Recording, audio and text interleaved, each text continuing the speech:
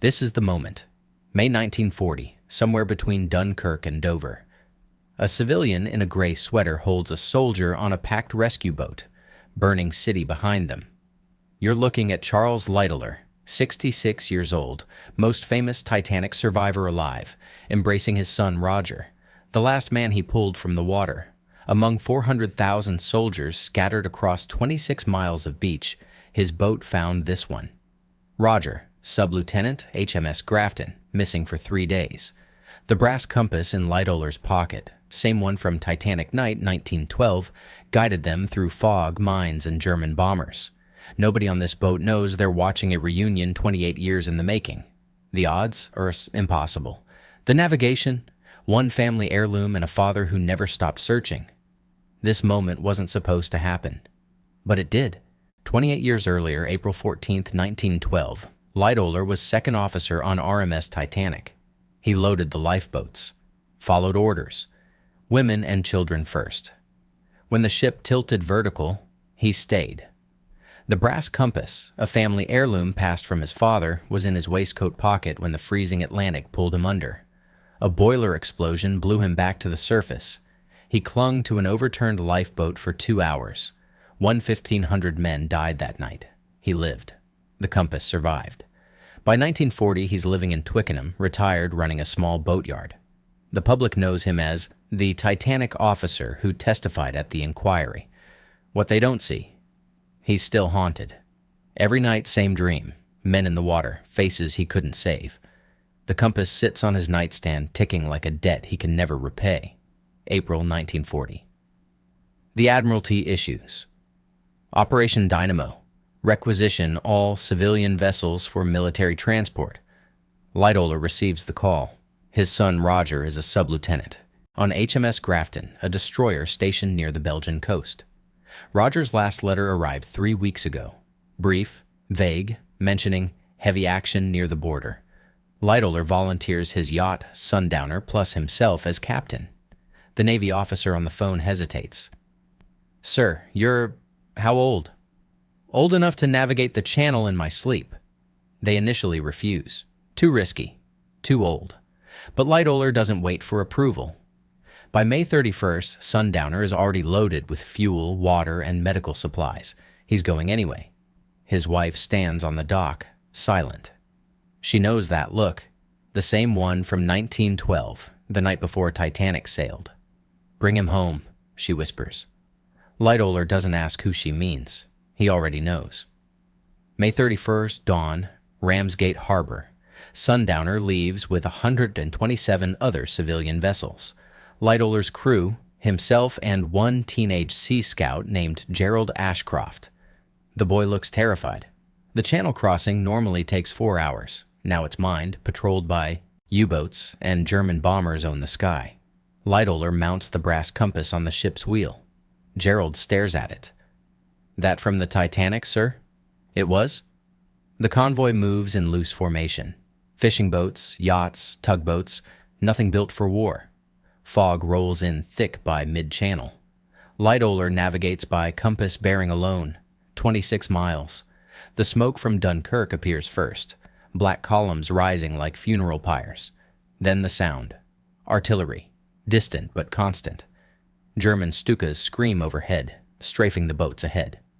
One yacht, the Lady Hague, takes a direct hit, splinters and flame. Lightoller doesn't slow. The compass needle holds steady, north-northeast, toward hell. They reach Dunkirk beach by mid-afternoon. The scene is chaos, oil fires, exploding ammunition, thousands of men standing in water up to their chests. Lightoller scans the beach. Soldiers everywhere. British, French, Belgian, all desperate. A Navy lieutenant rows out to Sundowner. "Grafton's gone. Sunk 3 days ago by U-62. Lightoller's hands tighten on the wheel. Survivors? Scattered. Some made the beach. Most didn't. Roger would be among them if he survived. But where? The beach stretches for miles. Pickup zones divided into sectors. 400,000 men waiting for rescue. Lightoller does quick math. The odds of finding one specific soldier? Impossible. He assumes Roger already evacuated. Has to be. The Navy lieutenant climbs aboard. Your draft is shallow enough for shore runs. Can you make 3 trips? Lightoller looks at the compass. The needle hasn't moved. I'll make as many as it takes. First trip. Lightoller beaches Sundowner in shallow water. Soldiers wade out, exhausted, oil-covered, some wounded. He uses Titanic logic, weight distribution, calm voices, orderly loading. No panic. Sundowner is built for 21 passengers. He packs 130. They're sardined below deck, on deck, clinging to railings. Between loading, he asks every face, "Anyone from HMS Grafton?" Most shake their heads. A few nod, yes, Grafton, but scattered, no idea where. One private mentions seeing Grafton survivors in Sector C near the eastern mole. Lightoller files it away. Second trip. Same process. 130 more men. The compass guides them back to Dover, then back to Dunkirk.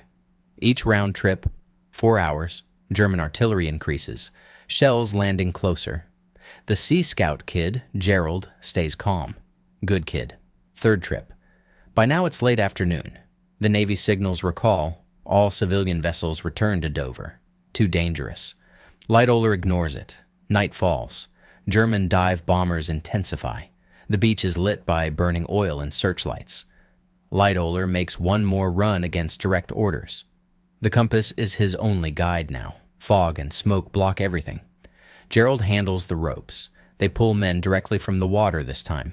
Some swimming from wrecks, some just floating, too exhausted to move.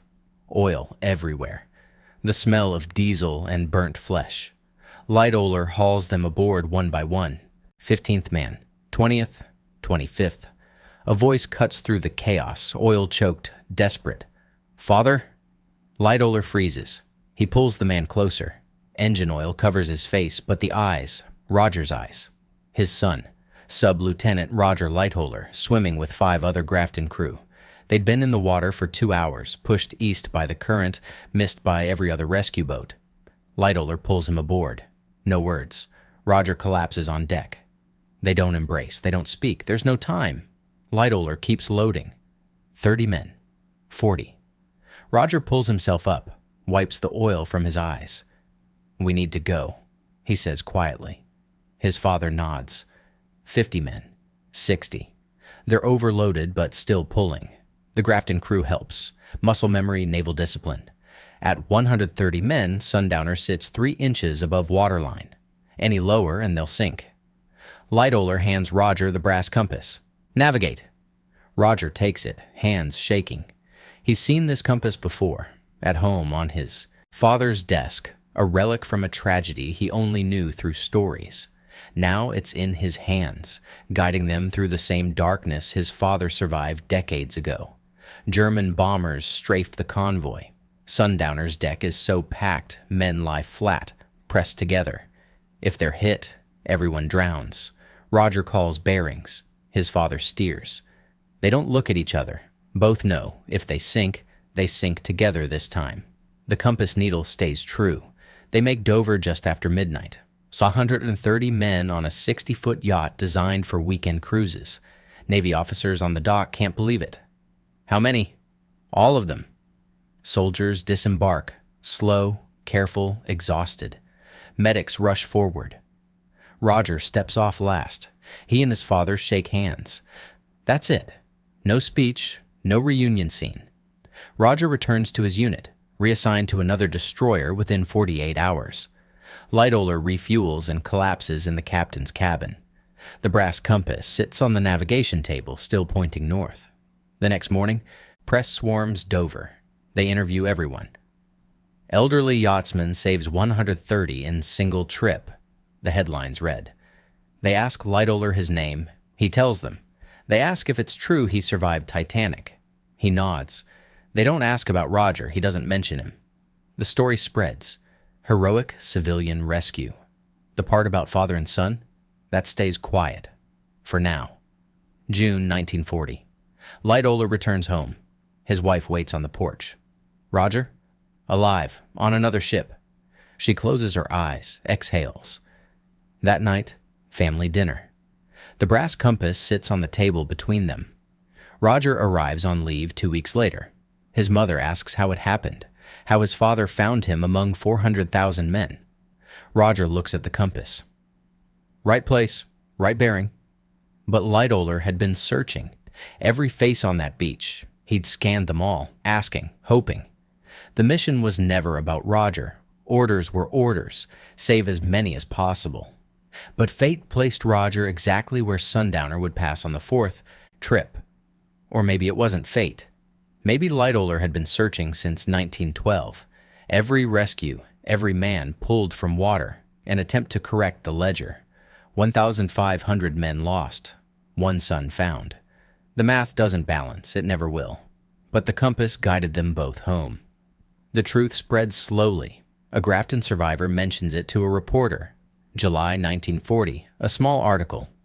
Titanic hero rescues own son at Dunkirk. The public loves it. Perfect story. Lightoller refuses interviews, declines appearances. The Admiralty offers a commendation. He accepts quietly, no ceremony. Roger survives the rest of the war. Multiple destroyer assignments, North Atlantic convoys, Mediterranean campaigns. They rarely discuss Dunkirk. Father and son both carrying the weight of survival. When Roger visits home, the compass stays on the desk. Neither touches it. The object has done its work. Twice now it's guided impossible rescues. Titanic. Lightoller pulled from freezing water by chance. Dunkirk. Roger pulled from oil-dark chaos by navigation and relentless searching. The compass didn't create miracles. It just pointed the way. The rest was human. Stubborn, desperate, half-mad human effort. That's the part the headlines miss. Heroism isn't magic. It's one decision, then another, until the impossible becomes what happened. December 1952. Charles Lightoller dies at age 78. The compass passes to Roger. He keeps it in a drawer for years. Too heavy to display, too important to discard. The object carries dual weight now, his father's survival, his own. Titanic night, April 1912. Dunkirk night, May 1940. Same instrument, 28 years apart. Roger retires from the Navy in 1960, moves to the countryside. The compass sits on a shelf, untouched. Visitors ask about it sometimes. He tells them it's from the war. Doesn't specify which war. Both, really. In 1970, Roger donates it to the Imperial War Museum. The curators are stunned. This is the Lightoller compass from both? Roger nods. They ask if he wants recognition, a plaque with his name. He declines. The plaque reads simply, Brass Compass, Guided to Impossible Rescues, 1912 and 1940. The needle still points north. Still works, still accurate. The museum displays the compass alongside Sundowner's original ship's wheel. Tourists pass it daily. Most don't stop. It looks ordinary. Weathered brass, tarnished face, simple construction. Nothing special. But if you read the small card below, property of Charles Lightoller, second officer, RMS Titanic, used during Dunkirk Evacuation 1940. The details are sparse. Visitors don't know the full story. 2 lives saved by the same object. Father survived Titanic with it in his pocket. Son guided home by it 28 years later. The museum doesn't mention Roger by name. He never wanted that. The compass is enough. It represents something larger. Survival, navigation, the strange math of fate and human will. Some debts take a lifetime to repay. Some take 2 lifetimes. The compass doesn't care. It just points the way. The rest is up to whoever holds it and whether they're brave enough to follow where it leads. Final image, the compass under glass. Museum lighting catches the brass, same as Dover Harbor sunlight caught it in May 1940. The needle still moves freely, still magnetized after 110 years. Conservators checked, it remains perfectly functional, could still navigate the channel if needed. But it won't. Its work is done. 2 rescues, 2 generations, 1 family heirloom that refused to sink. Visitors take photos, move on. They don't linger. The story is too big, too improbable. Father and son saved by the same instrument decades apart. Sounds like fiction. But the compass is real. The logbooks are real. HMS Grafton's survivor lists, real. Sundowner's passenger manifest, 130 men confirmed. The impossible becomes history when enough people witness it. The compass stays still now behind glass. The needle points north, always north. It never pointed anywhere else. Some objects carry more than their weight. Some navigate more than distance. Some debts take a lifetime to repay. Some take two.